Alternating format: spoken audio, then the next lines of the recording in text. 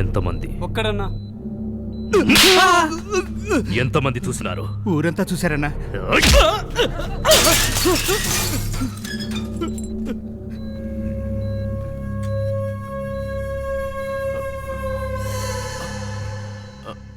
అన్నా భద్రంగా చూసుకుంటారని కదరా వదిలేసిపోయినాను. వదిలేసినారు కదరా. నువ్వు సచ్చైనా నా తమ్ముణ్ణి కాపాడాలి కదా.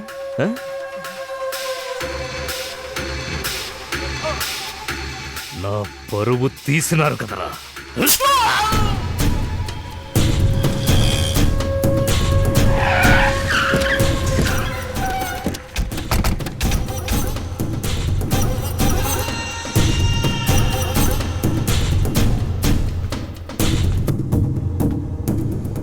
అన్నా, మనోళ్ళని కొట్టింది ఈడానా?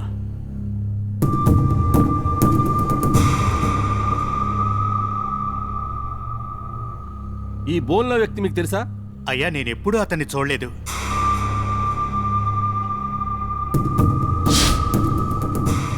ఈ గొడవ గురించి మీకేమైనా తెలుసా? నాకేం తెలీదయ్యా. ఈ కేసులో ప్రధాన సాక్షులైన వీళ్ళని విచారించడానికి న్యాయమూర్తి గారి అనుమతి కోరుతున్నాను.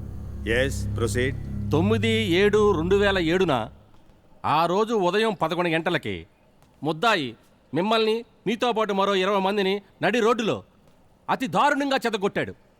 బాగా దెబ్బలు తగిలాయని 1 టౌన్ పోలీస్ స్టేషన్లో రిపోర్ట్ ఇచ్చింది మీరే కదా? నేనిప్పుడు రిపోర్ట్ చేశానయ్యా. మరైతే నీకు దెబ్బలు ఎలా తగిలాయి? దేవుడికి మొక్కుకుందామని తిరుపతికి వెళ్ళాం. వచ్చేటప్పుడు కొండ మీద నుంచి వ్యాను లోయలో పడిపోయినది. పోలీస్ రిపోర్ట్లో ఇతనే మిమ్మల్ని కొట్టాడని రాసుంది. ఈ సంతకం మీదేగా? పోలీసులు సంతకం తీసుకుని నిజమే, కానీ పేపర్లో ఏం రాసుకున్నారో నాకు తెలియదయ్యా.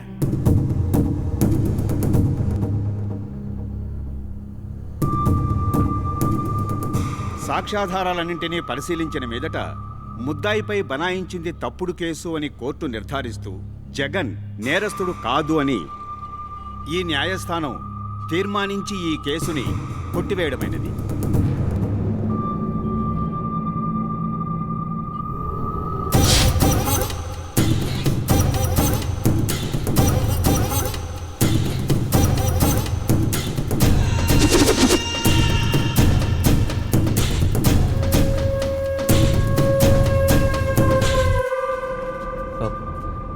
చాలా థ్యాంక్స్ అండి. మీ తమ్ముడు తప్పు చేసాడని తెలిసేగా అలా సాక్ష్యం చెప్పించారు. నేనట్టా సాక్ష్యం చెప్పించడానికి కారణం అది కాదు. నిన్ను లోపల పెట్టిస్తే 6 నెలల్లో సంవత్సరము. అదే మా తమ్ముడు చచ్చిపోతే 5 ఏళ్ళలో 10 ఏళ్ళలో లోపలే ఉండిపోతావు. నాకన్ని రోజులాగే ఓపిక లేదు. నిన్ను బయటకు తెచ్చింది నా చేత్తో ఏసేయడానికి. ఈ రెండిట్లో ఒకటి ముట్టుకోండి.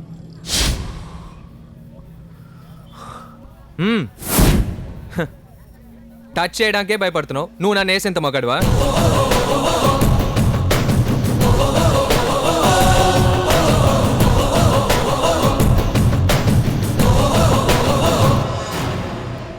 అసలు నా వల్లేగా ఎన్ని గొడవలు. ఆ అమ్మాయికి ఏమైనా అయితే అవన్నీ పోలీసులు చూసుకుంటారు. ఆ పిల్ల ఇంట్లో వాళ్ళు ఉన్నారు కదా, వాళ్ళు చూసుకుంటారు. కుదరదు చిన్నానా, నేనెందుకు ఊరికెళ్ళాలి? అయ్యో జగన్, ఆ మల్లన్న గురించి నీకు తెలీదు. ఆడు చాలా దుర్మార్గుడు. రే చెప్పండి. లేదు, చెప్తా ఉంటే వినిపించుకోవేంటి? లేదు చిన్నానా. ఒకసారి చెప్తే అర్థం కదా. ఆడంతా చెప్తా అంటే ఇంకా మాట్లాడతావేంది? మన ఊరికి పోదాం పద. కుదరదు. రే వాళ్ళు చెప్పేదినరా. రే నువ్వు ఆ మల్లన్నతో సవాల్ చేసి వచ్చావు. ఆడు గురించి నీకు తెలీదు. ఆడు ఎంతకైనా చెప్పవే. తీసుకోండి. ఏందన్నా నేను చెప్తానుగా. తీసుకోండి. ఆడు మంచి గురించి చెప్తే నేను తీసుకో. నేను తీసుకో.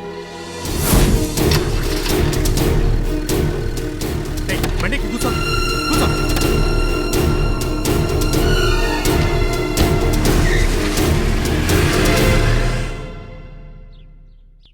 ఏమండి, కాఫీ. నాన్న లేవరా, అని లేపవే. టైం అవుతుంది. త్వరగా లేచి రెడీ అవ్వు. హలో, నేనేరా. చెప్పన్నా, భద్రంగా పోయి చేరినారా? ఏం లేదు, దారిలో కాస్త కునుకు తీసాము. ఏమైంది? ఏమి లేదురా. డ్రైవరు కాస్త మధ్యలో తూగాడు. జగన్ బండి నడుపుతానని తీసుకుని ఇంటి దాకా వచ్చినాడు. మమ్మల్ని ఎవరిని నిద్ర లేపకుండా బైక్ తీసుకొని పోయినాడు. అన్నా, ఆడు ఏడకపోయినాడు? బహుశా కడపకే వచ్చినాడు అనుకుంటా. ఏందన్నా ఈడు? ఆ మల్లన్న గురించి అంత చెప్పాను, కొంచెమైనా భయం ఉందా ఆడికి? రే ఆడో మల్లన్నకి భయపడి ఈడికి రాలా, బైక్ తీసుకుపోవడానికే వచ్చినాడు.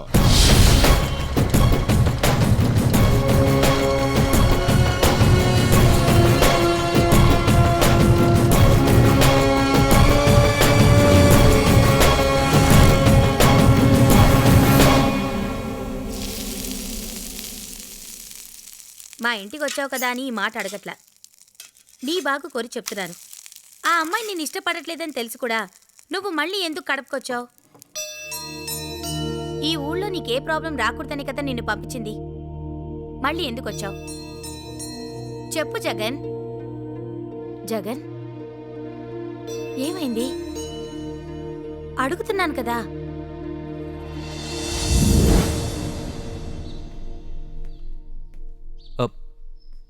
మాలెత్తి ఉందా? నువ్వు నేను జగన్ అని చెప్పండి. ఈ గొడవల కారణం నువ్వేనా బాబు? మతుండే పనిచేసావా? ఇది నీకు న్యాయమేనా చెప్పు? ఎందుకు వీళ్ళ జీవితాలతో ఆడుకుంటావు? మగదికి లేని ఇల్లు, నీ వల్ల ఎన్ని ఇబ్బందులు కలిగాయో నీకేమైనా తెలుసా? వాళ్ళెవరు ఇక్కడ లేరు, నువ్వు వెళ్ళు. తనకు చెప్పండి, తెలుసు. ఏం తెలుసు నీకు? మా అమ్మాయి గురించి, మా కుటుంబం గురించి ఏం తెలుసని? ఈ రోజుల్లో ప్రేమ అనేది ప్రతి ఒక్కరికి ఫ్యాషన్ అయింది. ఆ అమ్మాయి కుటుంబ పరిస్థితి ఏంటి, ఇంట్లో వాళ్ళు ఎంత కష్టపడి చదివిస్తున్నారు, వీటన్నిటి గురించి మీకు అనవసరం. ప్రతి నిమిషం వెంటపడి వాళ్ళ జీవితాన్ని నాశనం చేయడమే తెలుసు, అంతేగా? అందరూ ఏదో రకంగా కష్టపడి వాళ్ళ పిల్లల్ని చదివిస్తారు. నేను నా తాళిని పణంగా పెట్టి మా అమ్మాయిని చదివిస్తున్నాను. మా అమ్మాయి బాగా చదివి బాగుపడ్డం కోసం నా భర్త ఆపరేషన్ కింద దాచిపెట్టిన డబ్బుని కూడా దాని చదువు కోసం ఖర్చు చేసి చివరికి నా మాంగళ్యాన్ని దూరం చేసుకున్నాను. తన బిడ్డ బాగా చదువుకొని ప్రతి ఒక్కరి చేత శభాష్ అనిపించుకోవాలని ఆశపడ్డారు. ఆయన ఆశల్ని మట్టిపాలు చేశావు కదా. ఇప్పటికే నువ్వు చేసిన గొడవ వల్ల ఆ రౌడీ విధవని ఏం చేస్తారో అని భయంగా ఉంది.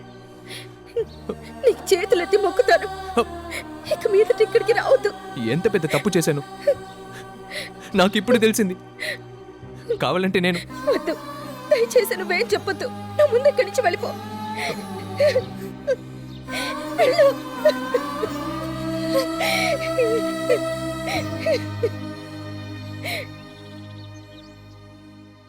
ఆవిడ వెళ్ళమని చెప్పారు, కానీ నేను ఎలా వెళ్ళను?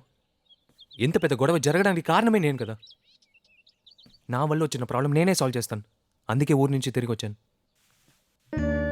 వాళ్ళ అమ్మ నాన్న కలలు కన్నట్టు ఎలాగైనా అమ్మాయి చదువు పూర్తవ్వాలి. అప్పుడు నేనే వెళ్ళిపోతాను పిన్ని. పర్వాలేదు జగన్, ప్రాబ్లం అని తెలియగానే సాల్వ్ చేయడానికి వచ్చావు. ఇక మీదట ఆ కుటుంబానికి నువ్వే కాదు, నేను ఉన్నాను. నువ్వు అనుకున్న పని పూర్తయ్యే వరకు ఇక్కడే ఉండు.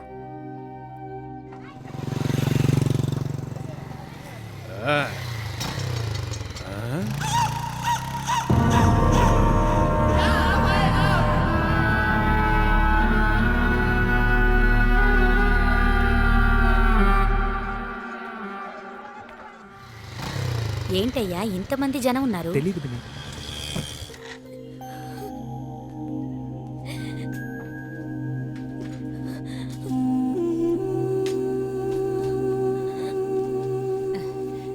చూడు మాలతి, ఎందుకు ఇల్లు ఖాళీ చేస్తున్నారు? ఇక్కడే ఉండండి, మేమంతా ఉన్నాం.